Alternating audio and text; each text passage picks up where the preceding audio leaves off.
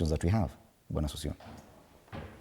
You're asking me straight-jacket questions of yes or no, and you've asked me this question before, and even here before. And I still don't have an answer from you, Bwana Sossion. You seem to be avoiding my questions and answering your own. I'm afraid I stated that Parliament should have tabled a report on the occurrences of 25th of June. That mandate rests with Parliament. None of us is a parliamentarian, neither you, but you as a media, you are better placed to ask the Speaker or to ask Parliament why they've not done, because this is the first time since independence that Parliament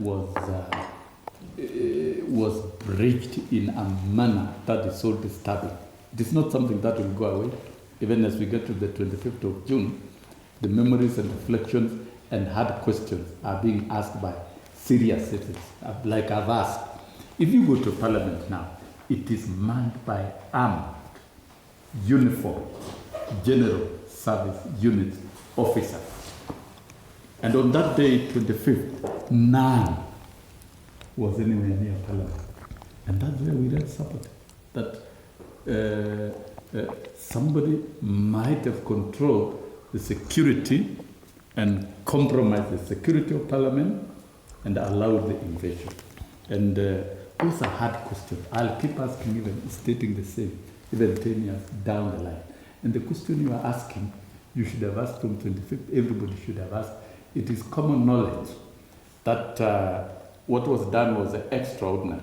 And the 13th Parliament should have instituted maybe a broad-based ad hoc committee, joint of Senate and the National Assembly, to critically examine the occurrences of 25th, because that is not going to be the end of public petition. Public petition and demonstrations around Parliament ought to occur every day and every time.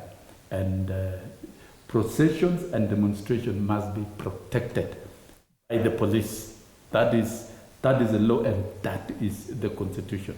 And so even with the upcoming finance bill, regardless of the outlook of it, if Kenyans will want to demonstrate, it is a provision in the Constitution, and it is the work of the police to protect demonstrators and genuine demonstrators, because the genuine demonstrators can be hijacked by criminals, and you end up having criminals executing crimes while you guys in the media still call it and protect them as demonstrators.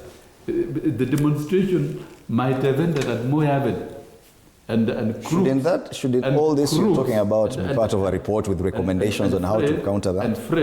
And crooks and criminals might have hijacked, and that is why they invaded the Supreme Court. Okay. That is why they invaded and banned City Hall, and that is why they invaded Parliament, and with intention to ban Parliament. And so the thing is, Parliament naturally should have given us a report of their own. Parliament doesn't have any report. No one else has a report as of now, apart from the UN Human Rights Council.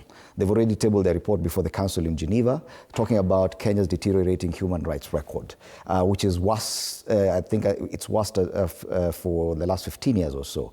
Isn't that enough to institute